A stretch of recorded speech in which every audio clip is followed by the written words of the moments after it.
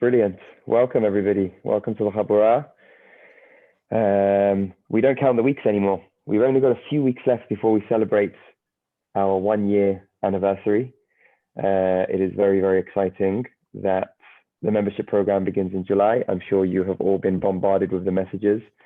I mentioned last time that our target of students has been, it's exploded. I mean, it's much more than we had expected, Baruch Hashem, and we've still got a few weeks to go before the deadline for applications close. So if you haven't signed up yet, please do so, thechabura.com/join. Let your friends know about it. Great to see a couple of calls today with institutions that have students who want to join the Chabura. So we're trying to branch out even further and make it even more international. So it's very, very exciting. We do have a couple of additional shiurim planned in June. Usually we have one a week, but we've got a couple of extra ones just in time for launch. One of them from Rav Chaim Rappaport, which we're very excited about. And you'll hear more about that very soon. Today, wherever you all are, we have a special guest, a special Chacham that we've had here before. And we do actually have signed up for a 3-part series on Eben Hayazer. This is Dayan Ofer Livnat. Dayan Livnat serves as a Dayan on the Sephardi Bet Din of the United Kingdom, a graduate of the Eretz Chemda Institute for Advanced Jewish Studies in Yerushalayim. Dayan Livnat teaches in a number of programs for training rabbis and Dayanim, including the Semicha and Dayanut programs run jointly by the Montefiore Endowment of London, our cherished partners, and Eretz Chemda Institute of Yerushalayim. He is a lecturer on Tanakh at the Jerusalem College as well, and Dayan Livnat has previously served in an artillery unit in the IDF and is currently studying for a PhD in Jewish Studies at University College London. Tonight's topic is on differentiating between eternal and temporal mitzvot, a topic that I know very little about, and I should know a lot more about because I know it's a focus for Harambam. So I'm very, very excited, as I'm sure many of us are here tonight, to learn about this. Dayan Livnat, thank you for being here again. It's our honor to have you. B'chavod. Okay, good evening or afternoon, morning, whatever it is for everyone. Thank you, Sina, for that wonderful introduction. It's a pleasure and an honor to be here again. So I don't know how many here were in the previous shiurim I gave to the Chabura, but we started to learn different concepts from Sefer HaMitzvot of the Rambam. And in Sefer HaMitzvot, the Rambam lays out principles for how to, again, his goal in the book is to list the 613 mitzvot. And he lays out the principles, the foundations for how you define and categorize a mitzvah. And on the basis of these principles, he will enumerate the 613 mitzvot, because Chazal did not provide us an official list of the 613 mitzvot. They said there are 613 mitzvot, but they never actually told us what they are. The Geonim, who preceded the Rambam, produced many lists, but the Rambam has a lot of criticism on their list. He says that they're not methodical, they're not working according to principles as to how to categorize a mitzvah to list it, and therefore he lays out his own principles, and his list is supposed to replace the previous different lists that were composed. Now, what's interesting about, and this is why I think it's worthwhile to study Sefer HaMitzvot, is that in these principles, the Rambam actually is hitting on some very, very fundamental questions in the understanding of Torah and Halakha. And we already discussed in the previous shiurim a few of them. Like, for example, the first principle that the Rambam laid out is that we do not count mitzvot derabanan, which raised the question, what is the authority of the Chachamim, which is one part that we discussed previously. His second principle was not to count mitzvot that are derived from the Yud Gimel Midot Torah Nidreshet Behem, which are the techniques in which the Chachamim were able to derive halachot from the psukim, which also raised a very important question, and a tremendous debate ensued following what the Rambam wrote there on what is the status and authority of the Midrash Chachamim. So these are all very fundamental questions that arise from these principles that the Harambam lays out. So tonight we're going to deal with the third principle that the Harambam laid out, and that is, the principle in short, is that he says we only list eternal mitzvot, we don't list temporal mitzvot, okay? Obviously he didn't say it in English, he wrote it in Arabic, it was translated to Hebrew, but that's, in a nutshell, the principle. And obviously the question is, first of all, what does that mean, eternal versus temporal? And also, why is that something that is significant? So we'll dive right into the words of Harambam. I'll just say, in terms of sort of the logic of the order of the list of how the Rambam is proceeding, the first two ones that we mentioned are, I guess, mitzvot or halachot that are not stated explicitly in the psukim. In other words, the first one relates to things that are d'Rabbanan. They're not stated at all in the Torah. They were only said later. Like, for example, to light Hanukkah candles, it's not mentioned anywhere in the Torah for obvious reasons, because it was only many years later that it was instituted. Midrash Chachamim is a bit borderline. Why? Because it doesn't say it in a simple reading of the psukim. It's sort of a technique that Chachamim derive it from the psukim.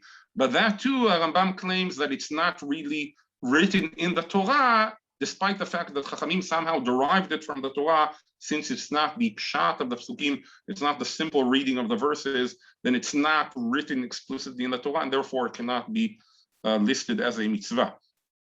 Now the one that we're coming to are mitzvot that are written in the Torah. It's black and white in the psukim. There's no question that they are listed in the Torah, but nevertheless, the Rambam says we need to exclude them from our list on 613 mitzvot because they're not eternal mitzvot. They were given for a specific time, specific circumstances. They're not for eternity, and therefore they need to be excluded. Okay, so that's in a nutshell what he says, and now we'll get to his actual words. So I'll share the screen. Thankfully, the Sefaria website provides an English translation of Sefer HaMitzvot, so I've sort of put it one next to the other. I'll read from the Hebrew and translate to English, but you also have in front of you the translation. Also, I think Sina sent it on the WhatsApp group, so you can download the file from there as well. So he says as follows: Hashoresh Hashlishi, the third principle. Again, the principles of how to categorize a mitzvah. That it is not correct to count mitzvot which do not practice for all generations.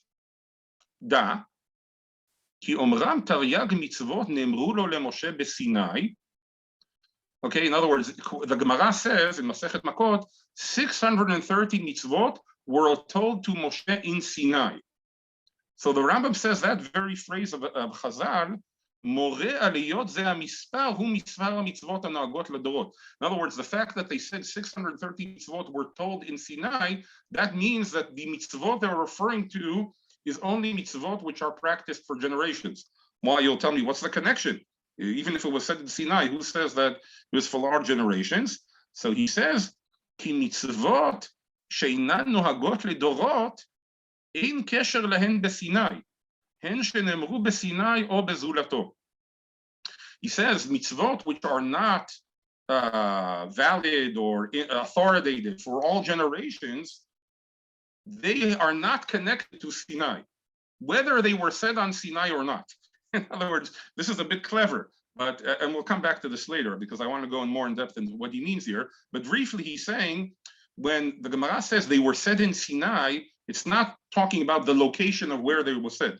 There could be mitzvot that were actually said in Sinai, but the Talmud would not consider them to be mitzvot that are said in Sinai because the concept of Sinai is not the location of where they were said. Rather, v'omnam kivnu b'omram b'Sinai lefi she'ikar haTorah shenitna haya b'Sinai. In other words, what Chazal mean when they Sinai, they don't refer to the specific mountain where it was said, but rather it's referring to the giving of the Torah in Sinai, that special revelation that occurred in Sinai, which serves as sort of the giving of the Torah. That's what is meant by Sinai.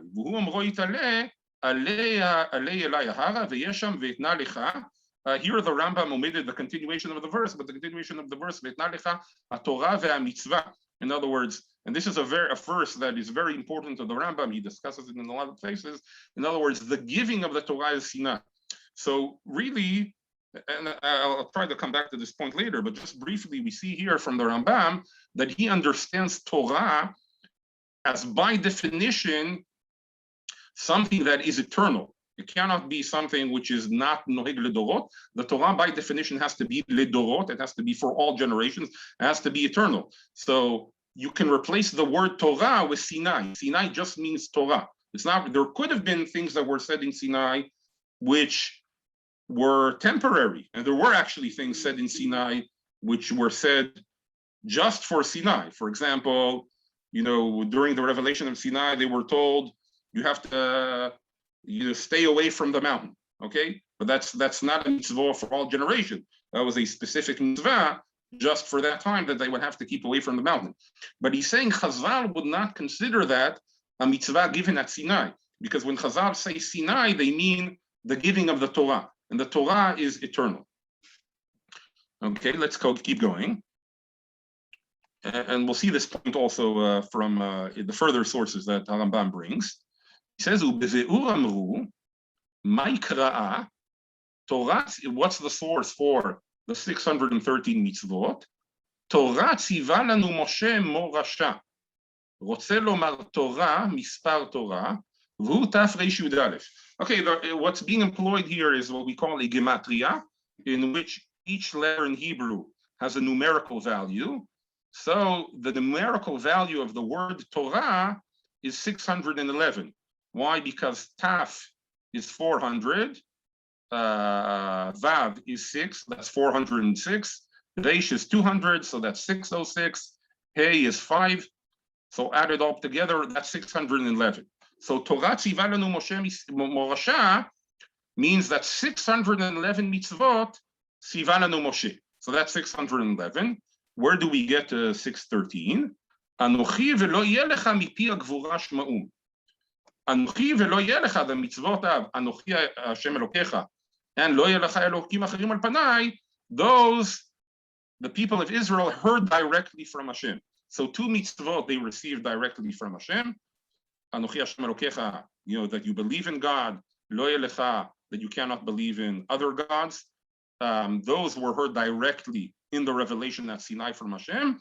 The other 611 mitzvot were given through the intermediary, through Moshe. In the Moreh Nevuchim, the Rambam has a very interesting explanation to what does it mean that Anochi velo yeh lecha mipi hagvura shma'um. What does that mean exactly that they heard that directly from Hashem? I think he explains there, I'll just say briefly, that in Sinai, there was because of everybody all the people received a certain prophetic level of vision, then it's not that they heard the words Anochi and Lo Yeh Lecha directly from Hashem, but the revelation proved to them the truth of the existence of Hashem and the falsity of all the other gods, and that's what it means that they received directly from God due to the revelation that all the people of Israel had on the revelation of Sinai. Okay, how does this connect to what he's saying here? So he continues to explain. ירצו בזה הסימן שהדבר שציווה לנו משה ולא שמענו כי ממנו הוא מספר תורה. So what we heard not directly from Hashem, but only through Moshe, who is the intermediary for the giving of Torah, that's 611 mitzvot. וקראה מורשה קהילת יעקב. And he says this is a morasha, an inheritance to קהילת יעקב. קהילת יעקב is the people of Israel, who are also at times called Yaakov. ומצווה שאינה נוהגת לדורות אינה לנו מורשה. If it's a mitzvah which is not for all generations, then you can't consider it to be a morasha, an inheritance. Because אומנם יקרא ירושה, משהו יתמיד לדורות. In other words, a true inheritance is one that is passed on from generation to generation. כמו שאמר כי ימי השמיים על הארץ. This is a little hard for us to identify with, but that's because we haven't been a people of land only until recently when we've returned to the land of Israel. But originally, the idea of land as being eternity is a concept that was very strong in the old world and also in the Torah itself. In other words, there's a certain continuation to a person when he has a piece of land, which he passes it on as inheritance to his children. They pass it on to their children. That's supposed to be something which is eternal. And that's sort of the continuation of a person, that he has this land which he received from his fathers. He passes it on to his children, to their children, etc. That's a true, proper inheritance. Okay, and that's what the Rambam says.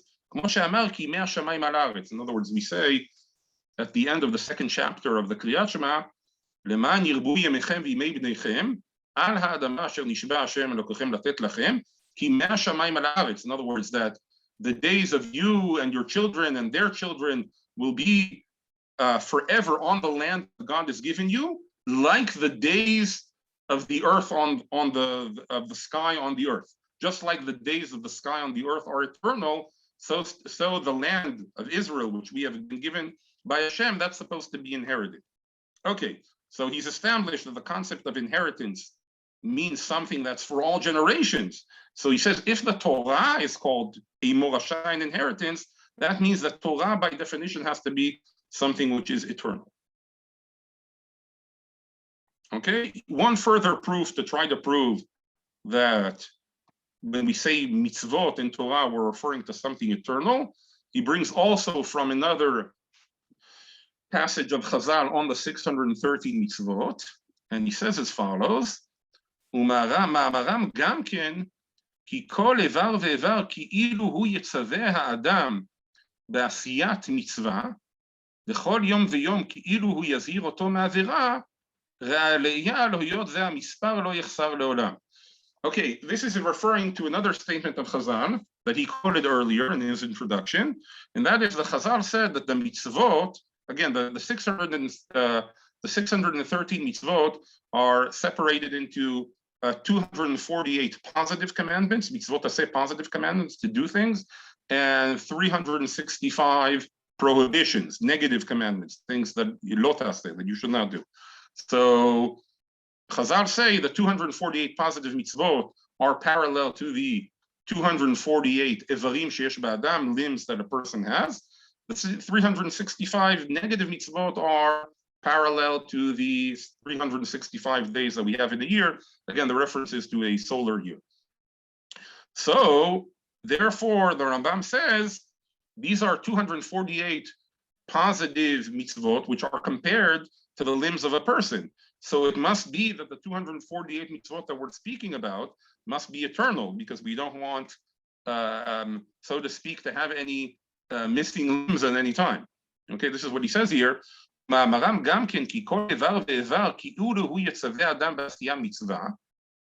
Every limb is sort of being commanded to do a certain mitzvah, because the limbs are parallel to the 248 mitzvot. And each day of the year is warning you from Avera, because each day is parallel to one of the 365 prohibitions. So it must be this number is eternal. It cannot be that at some point in history we had 248 mitzvot, and now we have 247, and later on we have 240. It must be that the 248 are stable and eternal. שאינן נוהגות לדורות, הנה יחסר זה הכלל בזמן, שיכלה בו חיוב המצווה ההיא, ולא היה מאמר זה שלם כי אם בזמן מוגבל.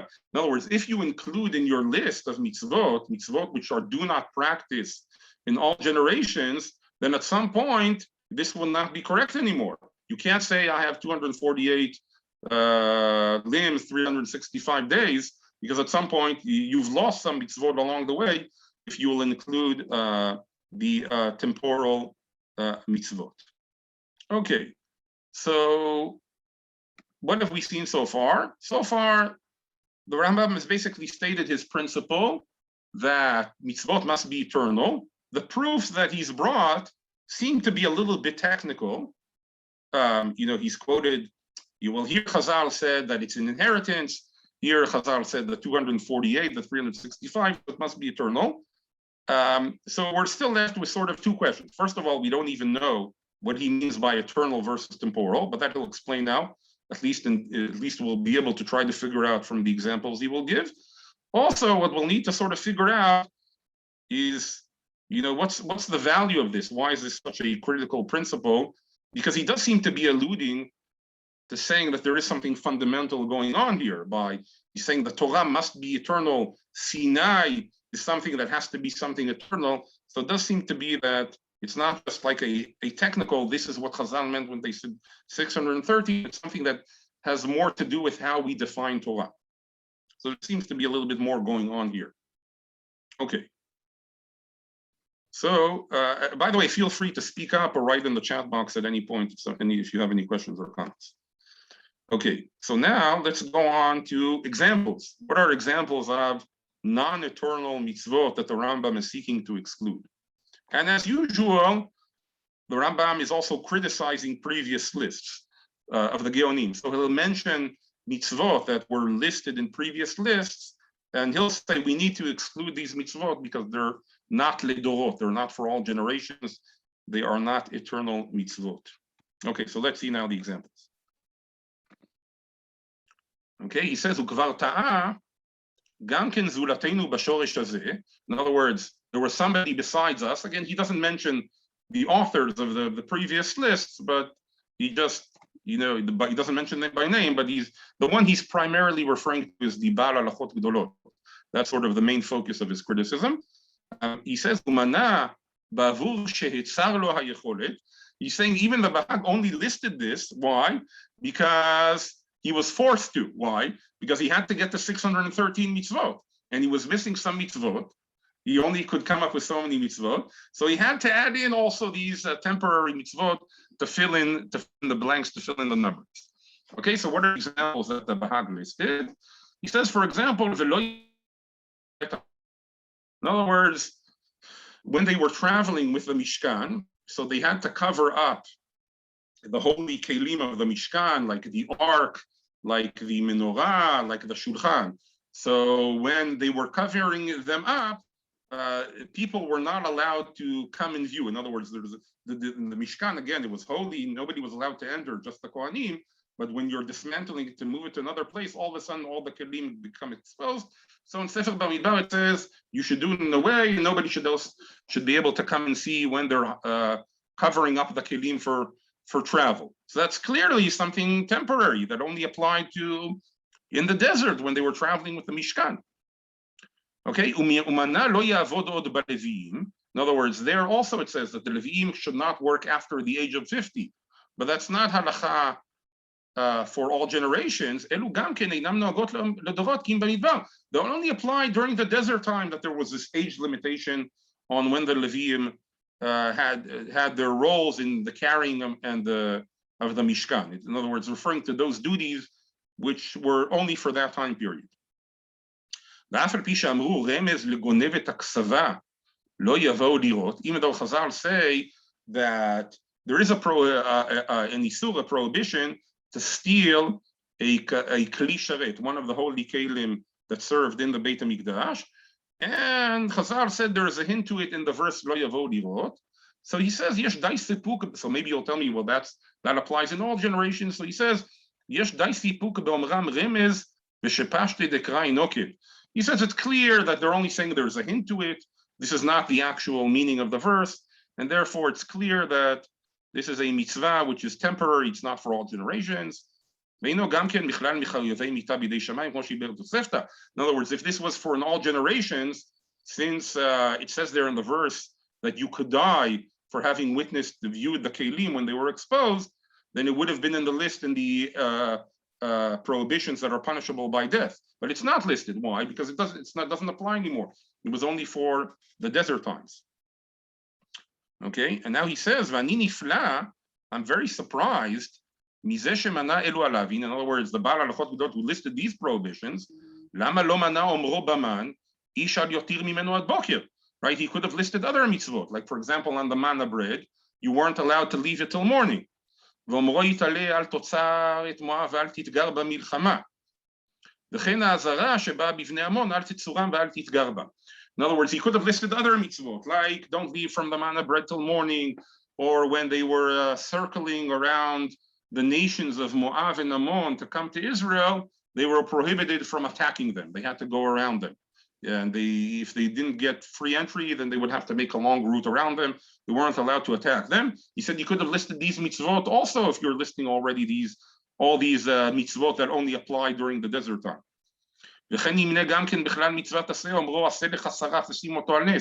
Right, the sort of the bronze snake that Moshe Rabbeinu made that would cure people who had been bitten by the snake, so you could list that as a commandment. Right, also the jar of man that was kept as preserved as a memory of the man that came down in the desert, you could list that commandment. There are a lot of other commandments that are one-off commandments that could have been listed. The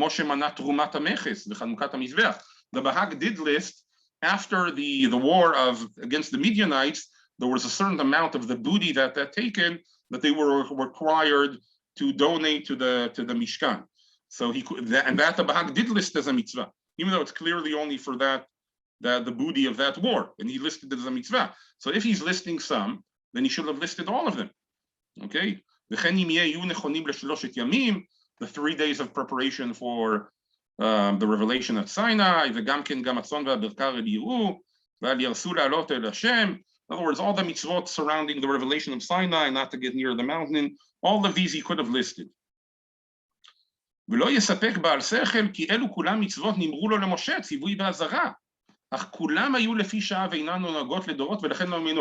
words, there's no disagreement that Moshe Rabbeinu was told these commandments, and these commandments are written in the Torah. Nevertheless, they're not part of the 613 mitzvot. Why? Because they're not for all generations. Okay. He quotes here some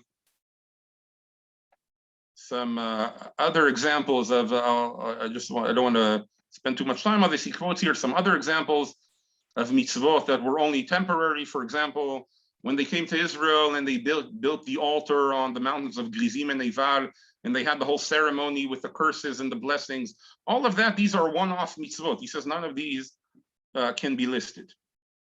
Okay, let's just read the final passage here.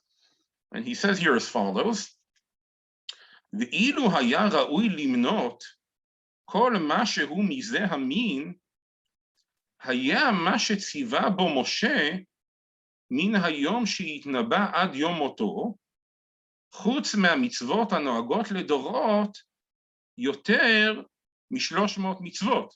In other words, if you were to count everything that Moshe Rabbeinu was commanded anywhere in the Torah, then that would add, besides the mitzvot that are for all generations, he says you could add up more than 300 mitzvot. In other words, what he's saying, you have to be consistent. If you're listing some of them, you have to list all of them. If you list all of them, you'll definitely run over way beyond 613 mitzvot. So therefore, the conclusion must be that you cannot list any of them. For example, all the preparations that the Kohanim made, the 8 days of Miluim that the Kohanim prepared, there are a lot of mitzvot there. Okay, so that's a lot that you could have listed. Okay, in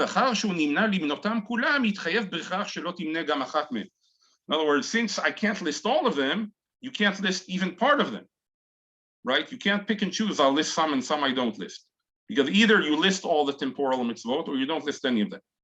ולא כמו שעשה זולתנו, שלקח מהם דבר על צד העזר, כאשר יגע למצוא המספר, וזה מה שכיוונו לבערו בשורש הזה. And he says, not like the Bahag, who listed part of them and some of them he did not list. Okay, so the claim of the Rambam seems to be, at least in theory, quite clear. He's saying there's a lot of mitzvot, a lot of things that Moshe Rabbeinu was commanded by Hashem, all through the travels in the desert, the Mishkan, this, that, a lot of things going on. If you'll include, we don't think of those as the 613 mitzvot. Why? They don't apply to us. They were very limited in scope. They were said only for that time. It's clear that they're just for those days. So that's not what we mean when we think of 613 mitzvot. We think of 613 mitzvot. We think of 613 mitzvot that apply to us. Okay, and those, he says, if you'll start counting those, you'll run much more than 613 mitzvot. It would add an incredible amount to the list, so therefore you can't list them. Now, very interestingly, the Ramban, normally, the Ramban wrote Hasagot on Sefer HaMitzvot, in which he argues with the Rambam, and one of his goals was to defend the Bahag. By the way, this is in general sort of a practice of the Ramban in a number of his books, that he tries to defend earlier sources from criticism of later sources. For example, he wrote also a number of books on the halachot of the Rif, to defend the Rif from the criticism of later authorities like the Baal HaMaor and the Ravad. So here also in Hasakot and Sefer HaMitzvot, he also, one of the things he tries to do is defend the Baal Halachot Gdolot from the criticism of the Rambam. But on this one, he really struggles, because he says the Rambam is definitely correct that we only have to list eternal mitzvot. He says it's really very difficult that the Bahag listed mitzvot that were only for the generation of the desert. The way he tries to, I didn't bring into the sources, I don't want to go into this now, I'm just mentioning it briefly. The way he sort of tries to defend the Bahag is in two ways. First of all, he tries to claim that perhaps some of these mitzvot are actually eternal mitzvot. Like, for example, one of the mitzvah of limiting the age of the Leviim to the age of 50, he's saying maybe that's eternal. It's not just for the times of the desert, maybe it applies later on. And he goes through several of the examples that the Rambam brings. The Rambam criticizes the Bahag from, and he tries to claim maybe these are eternal mitzvot. Some of them, he absolutely cannot claim that they're eternal mitzvot. Like, for example, the Trumat HaMeches, which is the booty taken from the war of the Midianites, that they were required a certain percentage to give to the Mishkan. So that's clearly, that was something that was just for that war. There's no halacha for all wars that you know that there's a certain percentage of the booty that you take that you need to donate. There's no permanent tax. So he says, regarding those kind of cases, he says, even though they were temporal, they have some sort of meaning and significance and message for all generations.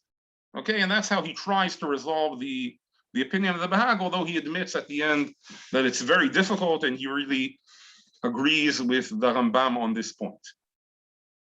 Okay, so far so good.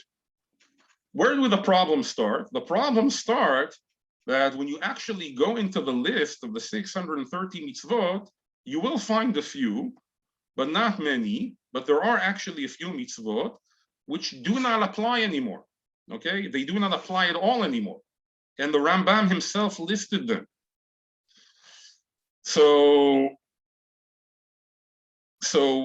what's the definition of eternal versus temporal? Okay, and here's where things, you know, like we say always, the devil's in the details. When in theory it sounds all good, but sometimes you run into problems when you get into the details.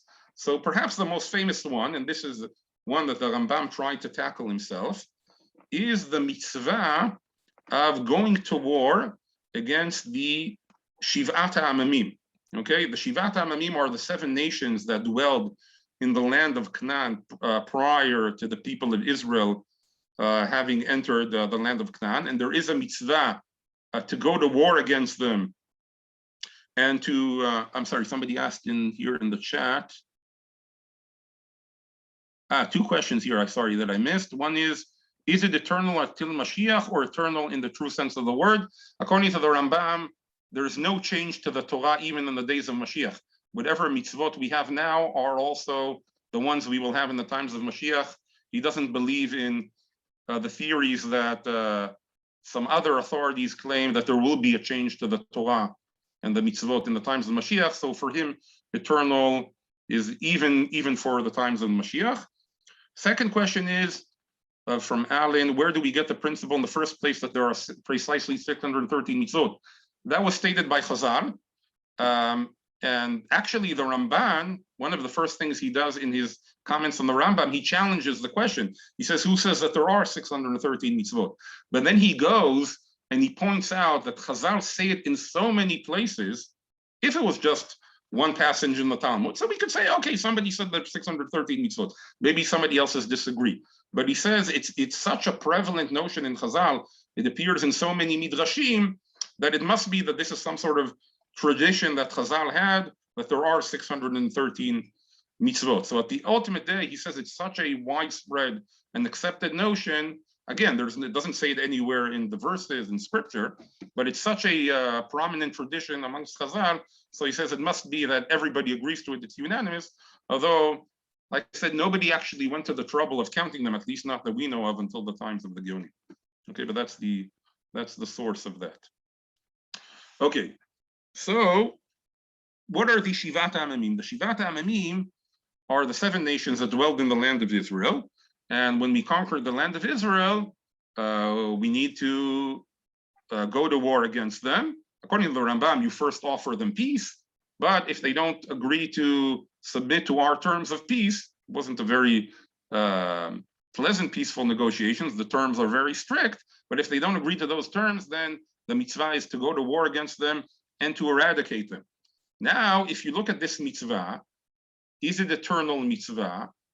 Not so clear. For us nowadays, it certainly doesn't apply anymore, because even if you'll say, oh, well, let's get Sal together and let's go to fight these 7 nations, you won't find them. You know, they're long gone off the history off the pages of the history. They don't exist anymore, these nations. So this is not a mitzvah that it seems to apply to us at all nowadays. Nevertheless, the Rambam does list it amongst the 613 mitzvot. So does that run counter to the principle of that the mitzvot must be internal? So the Rambam himself addresses this. And he says as follows.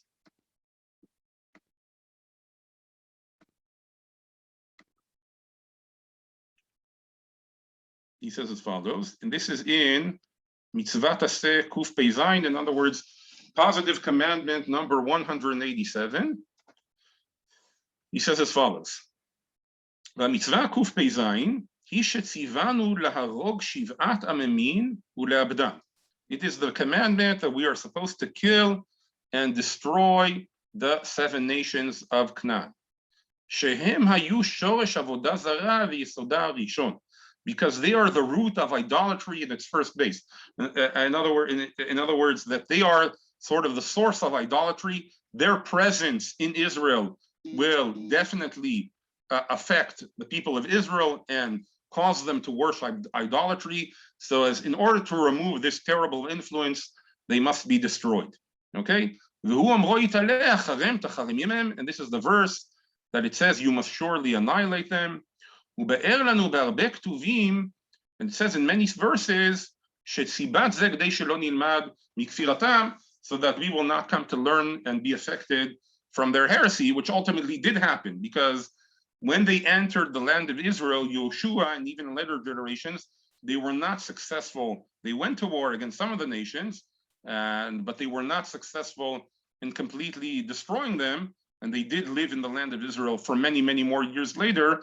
And they did affect the people of Israel and cause them to worship idolatry. So ultimately, this concern did come to pass. He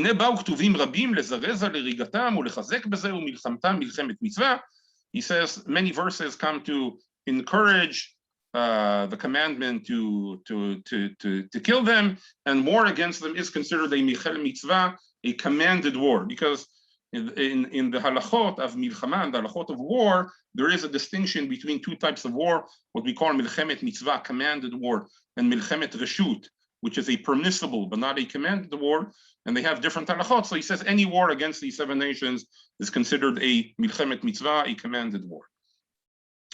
ואולי יחשוב חושב, כי זו המצווה שאינה נוהגת לדורות, אחר ששבעת העממים כבר עבדו. Somebody could come and say, this mitzvah is a mitzvah which is not eternal. It's not for all generations.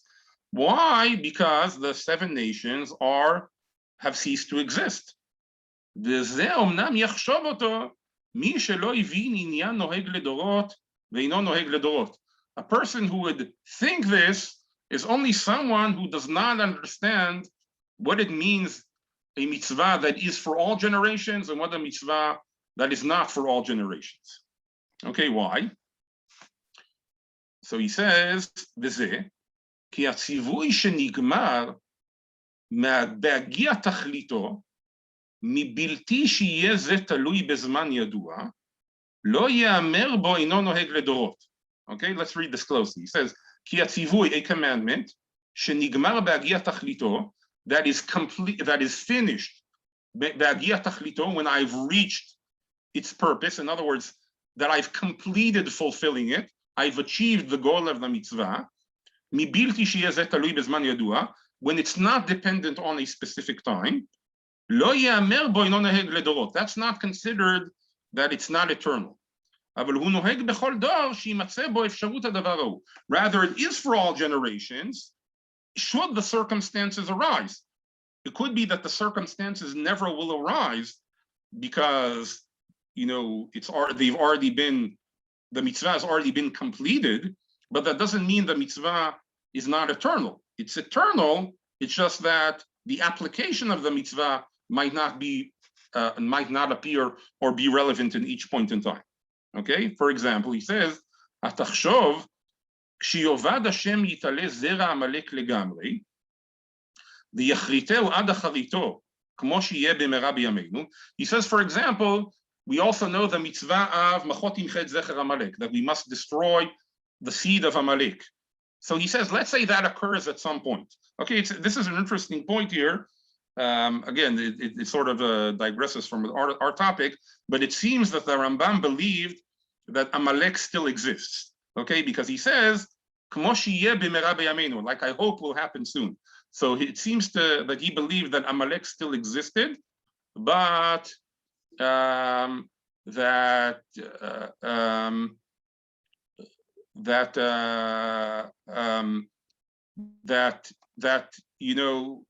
he hopes that it will occur in the future. I see somebody's asking here, the eternal law regarding Amalek is to erase specifically the remembrance of Amalek rather than his seed. Chacham Four therefore states that the remembrance of Amalek has little to do with ethnicity, but rather with a level of inhuman behavior that cannot be tolerated. This type of threat faces Israel from generation to generation. The Chacham quotes Yitzchak Abulafia as taking this position. Do you see how Rambam's words fit with this approach in any way, or is it Amalek or ethnic enemy? Okay, this was, I wasn't familiar with Chacham Four on this, but this is actually famously said also by the Soloveitchik family as well, that they deduced from the fact that Harambam thought that Amalek still existed, and the Torah cannot be. We know we've searched, we've scorched the earth, not necessarily to try to find Amalek, but we sort of have an idea of all the people that live in the world. We can't find anybody that identifies anymore as Amalek. So, but the Rambam still believed that Amalek existed. So how can that be? So the answer that some came to, like, I know the Soloveitchiks, I don't remember which one of the Soloveitchik family said it, but one of them said it, and maybe this idea of Chacham Four saying it, that Amalek is not a actual nation, but it's a certain type of ethical behavior or something of the sort. Is that what he meant?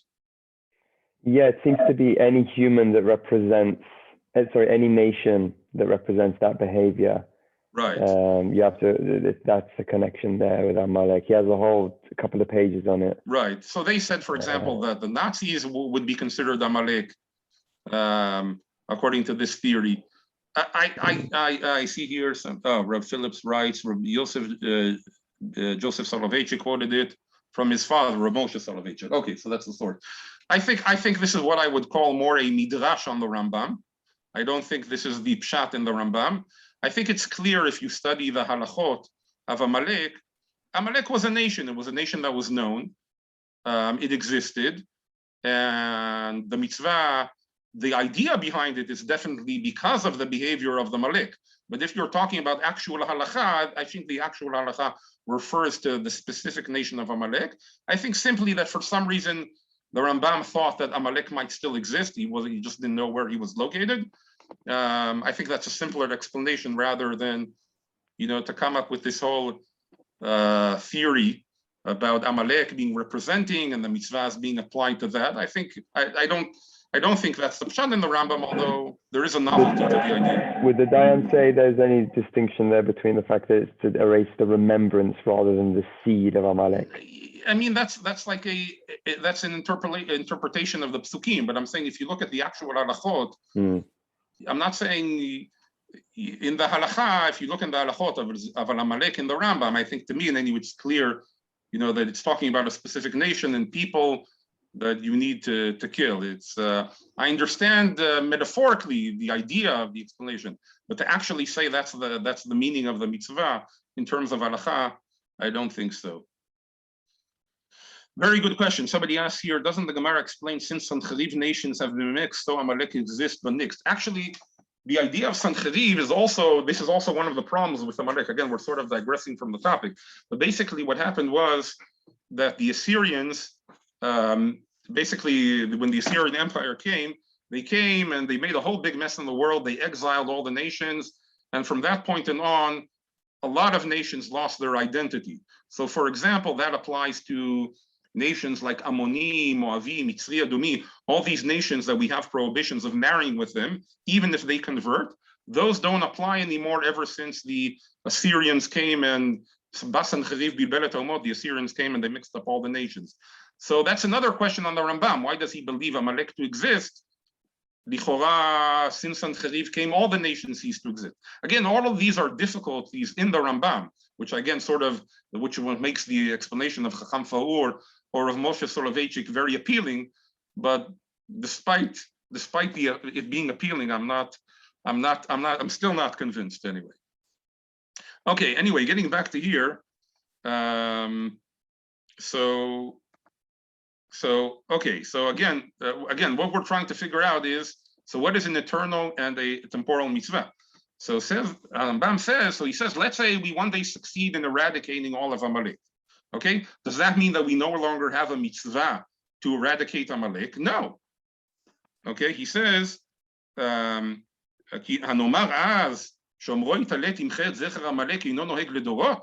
we say because of that the mitzvah to eradicate Amalek doesn't apply to all generations? As long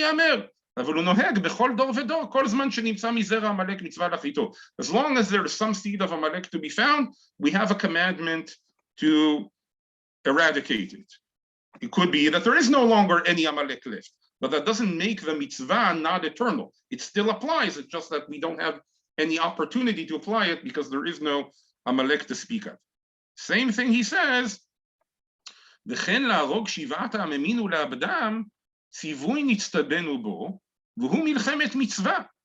is a commandment we were commanded. It's a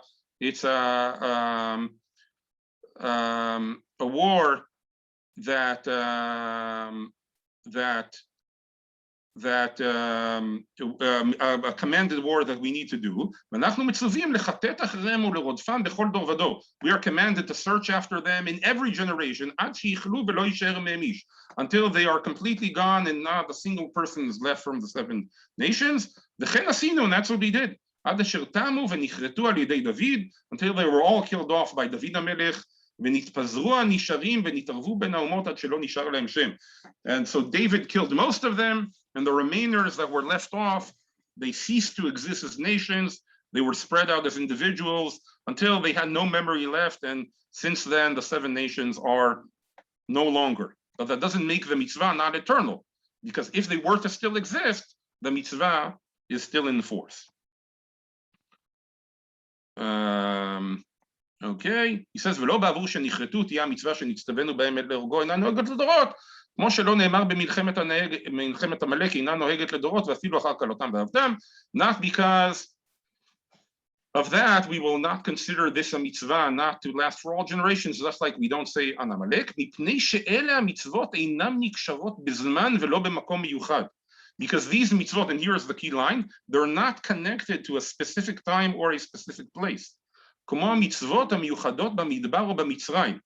the mitzvot which are specific to the desert, or the mitzvot that were specific to Egypt. Therefore eternal. It's just that the circumstances might not arise, because you need to have in Amalek present to cut him off. You need to have the 7 nations present to cut them off. They're not present, but it's not that the mitzvah did not apply. בכלל, הנה ראוי לך להבין ולדעת ההבדל אשר בין המצווה ובין הדבר שמצטווינו עליו. In other words, you have to distinguish between the mitzvah and the object, or the object of the mitzvah. כי פעמים תהיה המצווה נוהגת לדורות, It could be that the mitzvah itself is eternal, but the object which the mitzvah is directed at, that is what is missing. The fact that we don't have the target of the mitzvah, the object on which you're supposed to fulfill the mitzvah, that it does not exist, doesn't make the mitzvah not eternal. Okay, all right, we're running out of time, so I'll just try to sum this up. What I think is going on here in the Rambam. But by the way, this whole distinction that the Rambam here makes with the Shivat HaAmamim is not so simple.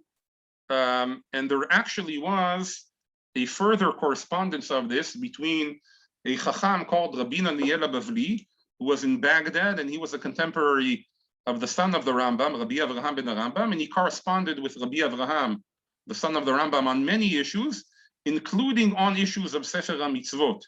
And I put here a link if somebody wants to this correspondence between Rabbi Daniel Bavli and Rabbi Avraham, precisely around this point of what is the definition of eternal and temporal mitzvah. But I'll just try to explain briefly what I think is going on here in the Rambam and why it is connected to the definition of Torah. So when we view time, we can view time in two different ways. There's also what I'm saying now is also based on a very interesting article that was written from a whole book on the principles of Sefer HaMitzvot, written by a number of authors, including Michael Avraham, Gavriel Chazut, a few other people that live currently in Israel. And basically, when we speak of time in the halakha, we can sort of view of time both in a linear way. In other words, sort of the way that we view history. In other words, there's certain linear progression in time that spans across all of history. And we also view time as also something circular. And when I say circular, I refer to sort of what we would call the calendar, right? Because the calendar sort of creates for us a time which is circular. Each month, it's brought about actually by, the motions of the sun and the moon, or, the day, the sun sets and rises every day. So that creates a circular motion for us of the day. The month creates, the moon goes through its cycle. So that creates a circular motion of a month, which repeats itself. The sun has its motion around the earth of the seasons of the year, which creates also a repetition of the year for us, okay? Now, the halakha has a lot of mitzvot which are dependent on time. For example, we have mitzvot that are every day, or Kriyat Shema, we say every day and night. So that has a certain circular motion of repetition of every day. We have mitzvot that will follow the month and the years, like the holidays. Every year, this time arrives again, and it repeats itself every year. But anything which is in the circular motion of time is eternal, because if we look at in the sense of the linear time as a linear, the linear time which spans all of history, it doesn't end. In other words, we could have a mitzvah which is dependent on a specific time, but when we're saying that it depends on a specific time, we're referring to this circular motion of time. But since it constantly repeats itself, in other words, it happens on this day, but it will happen on this day, on the next day, or will happen the next year again. If we look on the linear scale, this mitzvah is actually eternal. The mitzvot that are temporal are mitzvot which are said for a specific point in history, and they only apply to that point in history. They don't apply to any point later on than that point. So for example, all the mitzvot that are listed in the Torah, but are referring to things that occurred in the Midbar, when they were in Mitzrayim, when they came to Israel, on the linear view of time, they were only in that point, and they do not apply later on as well. The eternal mitzvot are the ones that do not have any linear stop to them. They are said, from here on, this is what you must do till eternity. Now, it could be that we might not have an opportunity to do them at each point in time, because they might not be relevant. The circumstances to fulfill them might not apply, but nevertheless, from that perspective, they are eternal in the sense that on the linear scale, there is no point in time that we say it's only up to this point and no further. So the mitzvah of Shivat Amamim is eternal. We have to get rid of them. It's not that just you need to get rid of them when you enter the land of Israel. You need to always get rid of them. Why? Because they're a bad influence. They'll cause you to do idolatry. So there's no time limit on that. It's not like other mitzvot that were said, don't attack Moab. That was said just at that time. At later points in history, you can attack them. You are allowed to go to war with them. So that's a mitzvah which is limited in time. The mitzvah of Shivat Amamim, in terms of the commandment, its authority is not limited in time. Now, why is that important for the Rambam? Because the Rambam views the Torah, and this ties into his understanding of the Torah, what makes the Torah unique from any other revelation that we had, any other commandments that we give. He says the Torah is by definition, and this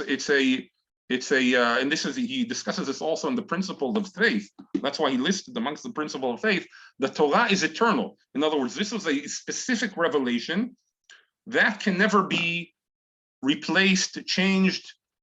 Nobody can contradict it. That's one of his principles in understanding the Torah. So the 613 mitzvot, which are the embodiment of the Torah in the sense of what we are commanded to do, which is divided up into 613 mitzvot, which is later on divided up into the many details. Again, this is his whole view of the Torah, of how the Torah is built. All of this must fit into an eternal structure, because the Torah, by definition, what makes it unique is that this is the commandment which always applies. That is the essence of the Torah that is eternal. And that is why when you include in these 613 mitzvot, it can only include mitzvot which are eternal. There's no point in the linear time frame that it stops and it's no longer there. Now, it doesn't mean that you always have the opportunity to fulfill all of these mitzvot. Most of the 613 mitzvot, none of us will be able to fulfill. Each one of us only has an opportunity for some of them, because they're also said to different people, they're said for different circumstances. But from the perspective of the Torah, they always apply. It's just that in terms of the application, they might not apply to each person and in each point in time. But in terms of their authority, their incumbents, they are eternal. And that, I think, is the significance of this principle. Okay, any questions or comments or anything? Thank you very much, Dayan. Any questions? Anybody wants to put their hands up or unmute? Avi, go ahead. I'm still trying to wrap my head around. I think I have to sort of process it and maybe listen to it again, because it's quite deep, the idea of what's eternal, what's temporal. But I feel like the Rambam seems to address sort of the practical and the logistical problems. If we don't know where the 7 nations are, or we don't know where Amalek is, they'll resurface one day. But my question is, hypothetically speaking, if we were successful, theoretically, to in entirely sort of blotting out or eradicating Amalek, by definition, the mitzvah is completed and is no longer applicable, right? So if we were able to get rid of Amalek, then the mitzvah is no longer, it's not like, oh, they may come out. If you were successful in doing it, the mitzvah cannot be eternal anymore, because it's been completed, it's been done. No, I think that's what he means. The Shivat Amim will never rise up again. They've been eradicated and they're over and done with. But nevertheless, the mitzvah is still eternal, because the commandment of the mitzvah was not limited. The object of the mitzvah is the Shivat Amim. That's what he's distinguishing between the two. If there had been a time limit put on the mitzvah, you only need to eradicate them in this generation, not in a later generation, then that would have made the mitzvah temporal. But the fact that the mitzvah was not, there was no time limit put on the mitzvah. As far as the Torah is concerned, if 6,000 years later they're still around, you still have to chase after them. Thankfully, they're no longer around, so we can make a celebration to that, but that doesn't make the mitzvah not eternal. So it's more about being time bound and not time bound, as opposed to. Yeah, in other words, was the commandment restricted to a specific time, or was this commandment was said from now on till eternity, this is what you should do? That doesn't mean that you will always be able to do it, that you will always need to do it, but the authority of the commandment is eternal. Thank you. Anybody else with a question? Please feel free to unmute. Rav, The proofs that the Rambam brings that there's 613, for example, he quotes the Tanhuma, those are asmachtot, right? Meaning the principle exists from Har Sinai, and then he's just using these as nice sources to support that. Again, I think the sources themselves don't seem very strong on their own. In other words, the sources are good if you follow the understanding of the Rambam as this is what is Torah. In other words, because he understood Torah as definition having to be something eternal, then he says, okay, then when Chazal said Sinai, which again, Sinai, the Rambam understands as a concept. In other words, within the framework of the Rambam, this is a good proof. If somebody were to, reject this framework, this thought, then, I don't think these proofs would is what that would stand in their way. Again, there are other points that are more difficult. For example, the Rambam says, I could come up with 300 mitzvot. Okay, then you would really be in a bind, because then you would be stuck with the numerical aspect. Okay, but in terms of those proofs, I agree with you.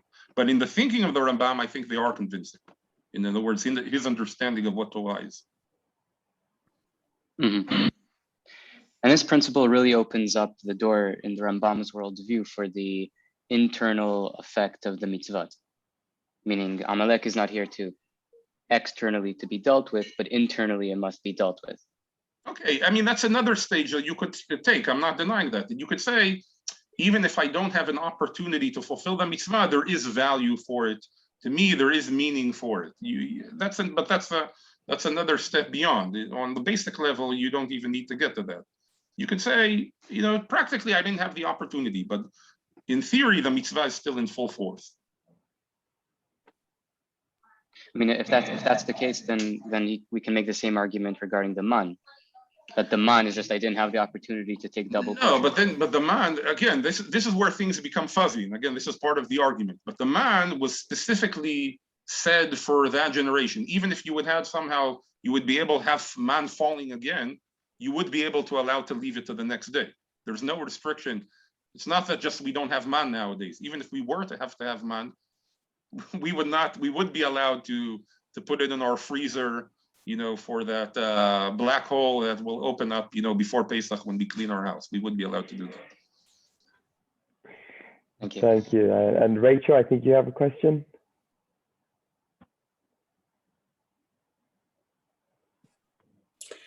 I'm puzzled by this thing of the 7 nations disappear because and that puts this commandment. Is this complicated in terms of God's omniscience, that God would presumably have known that there would be a time when the 7 nations weren't there anymore? It seems as though Rambam's saying that it's just a circumstance the 7 nations aren't around. But if these were given by an omniscient God, then surely that has to be sort of anticipated in the system. So why is this potential that they come back? No, I think that's actually the goal of the mitzvah. The whole goal of the mitzvah is to not have them anymore. And that was one of the sins of Israel. If you study the book of Shoftim, that's what they're criticized for sort of being lax about it and not eradicating the Shivat Amamim. So even though this was done in the time of David, it would have been better if they had done it earlier. In other words, but so on the one hand, we do want the mitzvah to be fulfilled and not apply anymore. That's sort of the goal that we're after, the goal that God is after when he commanded. But on the other hand, from the perspective of an eternal mitzvah, since there's no time limit to it. In other words, it's not that it only applies until this year and not afterwards. So from that perspective, it's eternal. Although it certainly is anticipated that and hoped that it will be fulfilled and not relevant practically as soon as possible. That was the whole goal of the mitzvah. So I don't think those two concepts are in conflict from the perspective of Rambam. In other words, even if Yehoshua had done it on day one, and had nuked all of them, then, it would still be considered an eternal mitzvah, according to the Rambam. Thank you, Rav. Anybody else with any questions? Feel free to unmute. Simon's got a question. What about mitzvot that Chazal say never occurred in practice? E.g. Ben Sodor and whatever. Okay, that's also I mean, there the sort of the question is why listed as a mitzvah at all? But again, I think you would answer the same thing. Anytime we'll have the circumstances of ben sorer umoreh, the mitzvah would apply. It's just that because the circumstances are so rare, that's sort of why does ben sorer umoreh never occur? Because the way Chazal explained the details of ben sorer umoreh, it's basically nearly impossible that the chance of that occurring are nearly impossible. So again, it never occurred in practice, but the mitzvah is eternal. And again, also we could say, well, there's also some philosophical value to the idea of ben sorer umoreh. But even from the perspective of halakha, the mitzvah is eternal. It could be that it never came to be because the situation is so rare that it never actually occurred in practice. Brilliant. Thank you, Dayan. I mean, it's now 11:38 for you in Israel, so I don't want to take any more of your time. Thank you so much for being here, Dayan. Really inspiring and educational as usual. We can't wait to have you as part of, the next time we have you will be as part of the membership curriculum, 3-part series on Eben Ha'ezer. So thank you for being with us pre-membership. Looking forward to you being with us during membership, and please God, beyond that. Everybody, thank you. Good day, good night, wherever you are. And we will catch you next week. I believe next week is Rav Yoni Rosenzweig giving a shiur on his book that he's written on mental health and halakha. So it will all be in the WhatsApp group. Stay tuned. In the meantime, thechabura.com, catch everything there. Thank you, everyone. And Dayan, good night. All right. Thank you, everyone. Thank you. Thank you so much.